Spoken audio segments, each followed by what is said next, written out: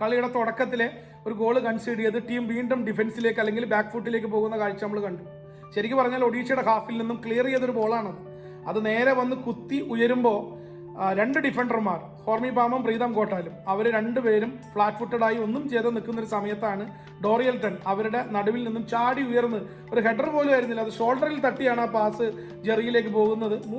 ഐവനും ഒന്നും ചെയ്യാൻ സാധിച്ചില്ല. 3 ഡിഫൻഡർമാർക്കും ഒരു ചാലഞ്ച് ഉണ്ടായിരുന്നില്ല, ഒരു ബ്ലോക്കിനുള്ള അറ്റംപ്റ്റ് ഉണ്ടായിരുന്നില്ല, ഒന്നും ഉണ്ടായിരുന്നില്ല. അത് എന്തെങ്കിലും ശ്രമിച്ചിരുന്നെങ്കിൽ ഒരു പക്ഷേ ആ ഗോൾ വരില്ലായിരുന്നു. ഡോറിയൽട്ടണ് ആ പാസ് കൊടുക്കാൻ പറ്റില്ലായിരുന്നു, ജെറിക്ക് ഈസി ആയിട്ട് ഫിനിഷ് ചെയ്യാനും പറ്റില്ലായിരുന്നു. സോ ബ്ലാസ്റ്റേഴ്സിനെ ഞെട്ടിച്ചുകൊണ്ട് ഒഡീഷ 4-ാം മിനിറ്റിൽ മുന്നിലെത്തിയത് ശരിക്കും പറഞ്ഞാൽ വൺസ് എഗെയിൻ കേരള ബ്ലാസ്റ്റേഴ്സിന്റെ ഡിഫൻസിന്റെ നോട്ടപ്പിശക് കൊണ്ട് തന്നെയാണ്. ബ്ലാസ്റ്റേഴ്സ് 2-1 ലീഡ് ചെയ്യുമ്പോൾ 80-ാം മിനിറ്റിൽ ഡോറിയൽട്ടണിലൂടെ ഒഡീഷ വീണ്ടും കളി 2-2 സമനിലയിൽ എത്തിക്കുന്നു.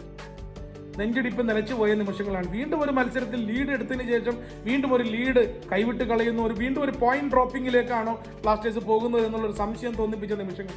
ആ ഗോൾ വന്നത് കാണുക, ഒരു ഫ്രീ കിക്ക്, അനാവശ്യമായി വഴങ്ങിയ ഫ്രീ കിക്ക്. കാരണം അതിന് തൊട്ട് മുൻപ് പകരക്കാരനായി വന്ന സന്ദീപ് സിംഗിന്റെ ഒരു മിസ് ക്ലിയറൻസ്. ഡിഫൻസിന് ഒരു പന്ത് ക്ലിയറൻസിന് പോയാൽ അത് ഭംഗിയായിട്ട് ക്ലിയർ ചെയ്യേണ്ടത് ഡിഫൻഡറുടെ ഉത്തരവാദിത്വമാണ്. അതേപോലെ സന്ദീപ് ക്ലിയർ ചെയ്യുന്നു, കാലിൽ തട്ടുന്നില്ല, അത് ബോക്സിലേക്ക് തെറിച്ചു വീഴുന്നു. മുന്നിൽ ഓടുന്ന പ്ലെയറെ ഫൗൾ ചെയ്യാതെ നിവൃത്തി ഇല്ലാണ്ടാവുന്നു ഫോർ പ്രീതം കോട്ടാൽ. അങ്ങനെയാണ് ആ ഫ്രീ കിക്ക് കൺസീഡ് ചെയ്യുന്നത്. ഡീഗോ മൗറീഷ്യോ എടുത്ത ഫ്രീ കിക്ക് പോസ്റ്റിൽ തട്ടി മടങ്ങുന്നു. റീബൗണ്ട് അടിച്ചത് ഗോൾ കീപ്പർ സച്ചിൻ പഞ്ച് ചെയ്യാൻ ശ്രമിക്കുന്നു, പക്ഷെ പ്രോപ്പർ പഞ്ചിങ് അല്ല. അത് പെനാൽറ്റി ബോക്സിന്റെ വെളിയിലേക്കോ മുകളിലേക്കോ പഞ്ച് ചെയ്തിരുന്നെങ്കിൽ അത് നേരെ വീണ്ടും തെറിച്ച് ഡോറിയൽട്ടന്റെ കാലിലേക്ക് തന്നെ വീഴില്ലായിരുന്നു. നേരെ ഡോറിയൽട്ടന്റെ കാലിലേക്ക് വന്ന പന്ത് ഒരു ചാലഞ്ചും ഇല്ല. അവിടെയും ഡിഫൻഡർമാരും സന്നിഹിതരല്ല.